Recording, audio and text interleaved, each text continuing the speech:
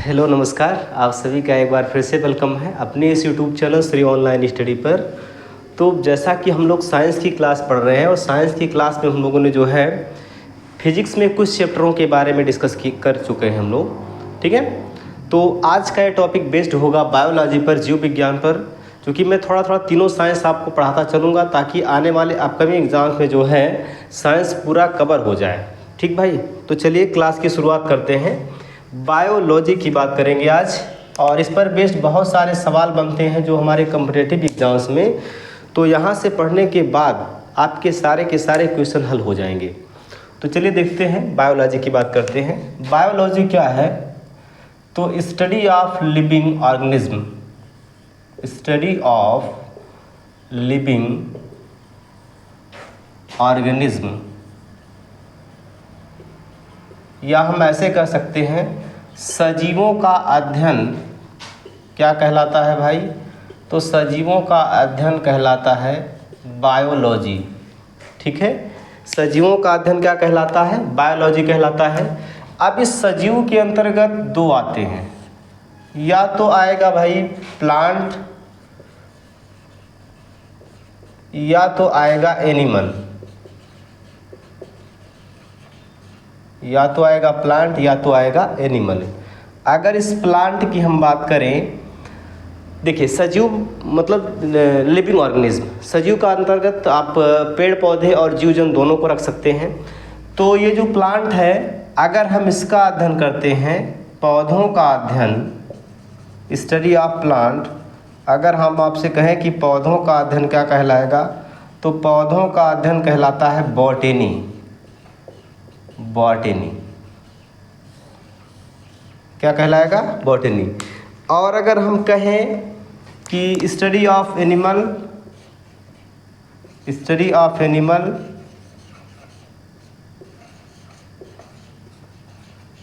तो study of animal क्या कहलाएगा भाई? इसको हम क्या बोलेंगे? जूलॉजी। क्या बोलेंगे? जूलॉजी। ठीक है, हिंदी में इसको कहेंगे जंतु विज्ञान, और इसको बॉटनी का मतलब होगा वनस्पति विज्ञान। ठीक है, बॉटनी का मतलब होगा वनस्पति विज्ञान। क्लियर बातें? ठीक है, बायोलॉजी के अंतर्गत हम सजीवों का अध्ययन करते हैं, और सजीवों का अध्ययन, सजीव या तो प्लांट हो सकते हैं या तो एनिमल हो सकते हैं। अगर हम प्लांट का अध्ययन कर रहे हैं उसको कहेंगे बॉटनी, और अगर हम एनिमल का अध्ययन कर रहे हैं उसको बोलेंगे जूलॉजी। ठीक, अब एक सवाल और बनता है कि ये बायोलॉजी शब्द का प्रयोग सबसे पहले किसने दिया? बायोलॉजी जो ये टर्म है इसको किसने दिया? तो बायोलॉजी जो शब्द दिया गया है, बायोलॉजी वर्ड जो दिया गया है, ये शब्द दिया गया है किसके द्वारा? ये दिया गया है लैमार्क और ट्रेविरनस के द्वारा। लैमार्क और ट्रेविरनस के द्वारा जो है ये बायोलॉजी वर्ड दिया गया है, लैमार्क और ट्रेविरनस के द्वारा। ठीक है, फिर आपसे पूछेगा father of biology, father of biology, biology के जनक। तो बायोलॉजी के जनक कौन है भाई? अरस्तु हैं, अरिस्टोटल, अरस्तु। अरस्तु को हम जो है फादर ऑफ बायोलॉजी के नाम से जानते हैं। यहाँ अगर आ जाएगा, पूछेगा आपसे कि फादर ऑफ बॉटनी, वनस्पति विज्ञान के जनक, तो इसको आप बताएंगे थियोफ्रास्टस। थियोफ्रास्टस, थियोफ्रास्टस कौन है? तो ये है वनस्पति विज्ञान के जनक। जंतु विज्ञान के जनक अगर आपसे पूछा जाएगा कि फादर ऑफ जूलॉजी, तो इसका भी आंसर होगा अरस्तु। इसका भी आंसर क्या होगा? अरिस्टोटल। ठीक है, अरस्तु। क्लियर हुई बातें? चलिए अब देखो भाई, सजीवों का विकास जो है, इसमें जो है सजीवों का विकास होता है कोशिका से, और हम सबसे पहले कोशिका पढ़ेंगे, इसके बाद जो है विभिन्न प्रकार के सिस्टम पढ़ेंगे, डिजीज़ पढ़ेंगे। तो इन सबको हमको इस बायोलॉजी के अंतर्गत पढ़ना है। ठीक है, तो आई होप इतनी बातें क्लियर हो चुकी होंगी। हम आगे बढ़ते हैं और बात करेंगे सेल के बारे में, कोशिका के बारे में। सेल से सवाल आते हैं, सेल से संबंधित बहुत सारे सवाल पूछे जाते हैं। सेल की खोज किसने की? सबसे छोटी कोशिका, सबसे बड़ी कोशिका, सबसे लंबी कोशिका, ठीक है। इसके अलावा जो है कौन सा सेल स्ट्रक्चर जो है एनिमल सेल में होता है, प्लांट सेल में नहीं होता, ठीक है ना। प्रोकैरियोटिक, यूकैरियोटिक, इन सभी प्रकार की चीज़ों पे हम बात करते हैं। चलिए देखा जाएगा, ठीक।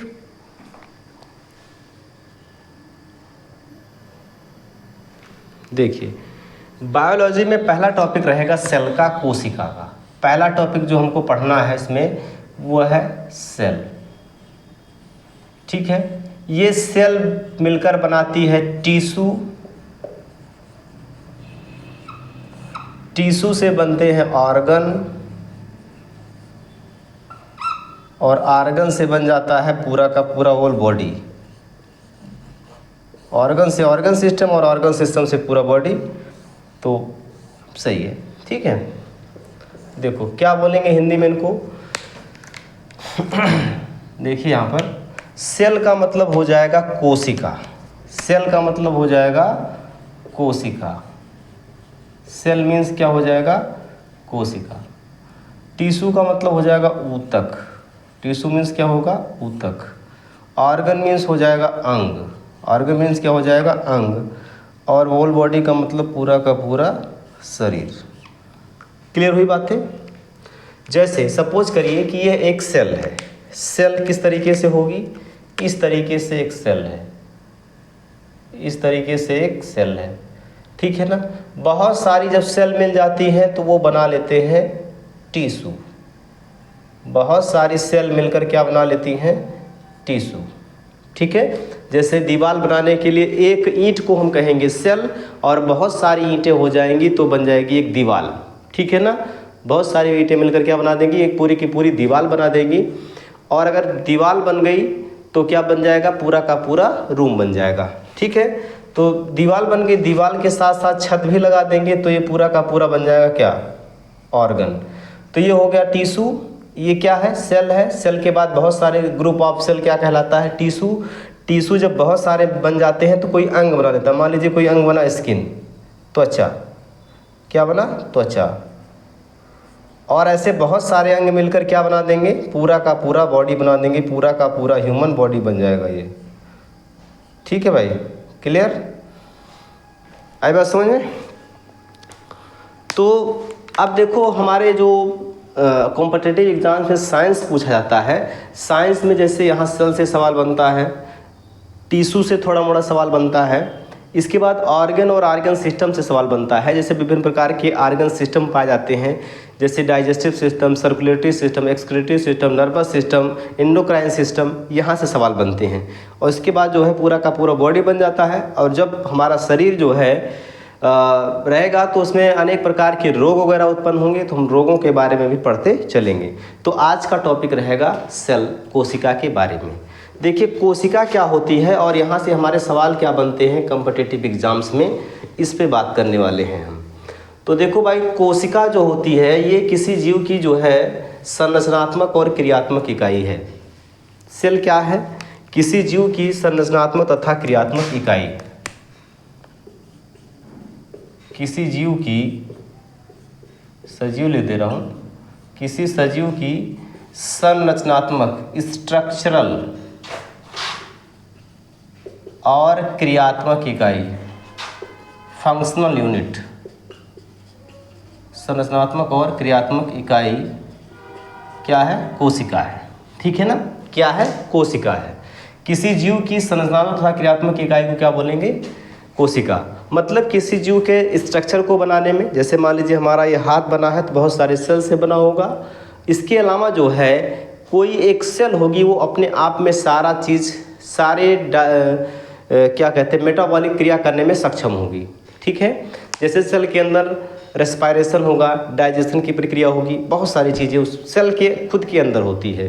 तो इसीलिए हम ऐसा बोल सकते हैं कि किसी जीव के शरीर का निर्माण भी कोशिका के द्वारा होता है। इसके अलावा उसके शरीर में विभिन्न होने वाली क्रियाएं भी उस कोशिका के द्वारा ही शुरू होती हैं, ठीक।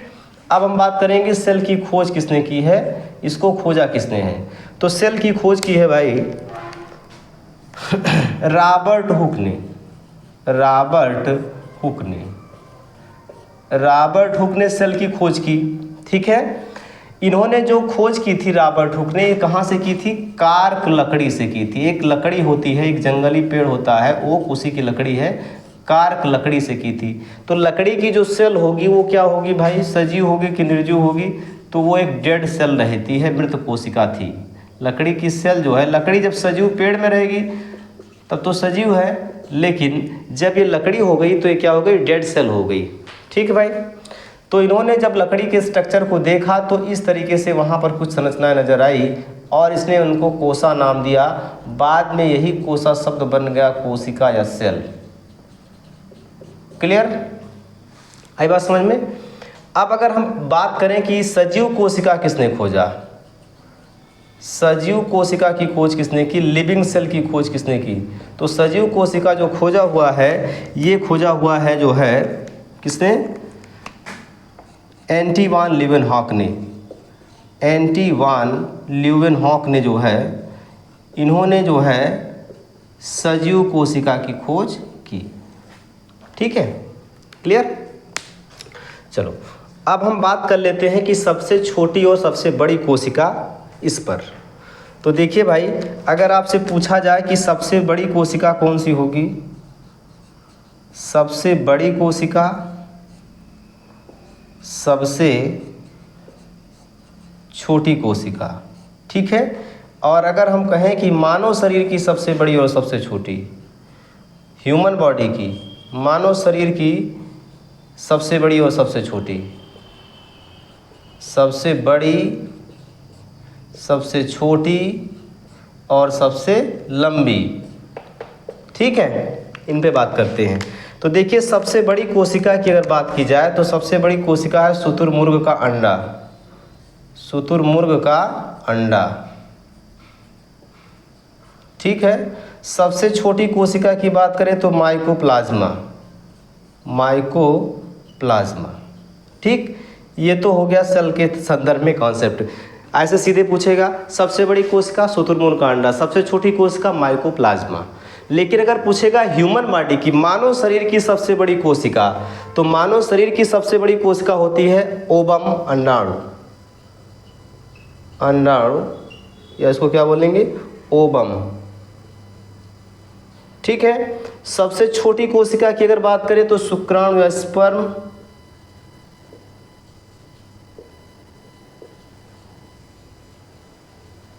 ठीक है। सबसे लंबी, यही पूछा जाता है, सबसे लंबी, मानव शरीर की सबसे लंबी कोशिका कौन सी है? तो ये होता है जो है, इसको मैं अलग कलर से लिख दे रहा हूँ ताकि आप विशेष तौर पे याद रखें। सबसे लंबी कोशिका होती है न्यूरॉन, तंत्रिका कोशिका, तंत्रिका कोशिका या न्यूरॉन, न्यूरॉन।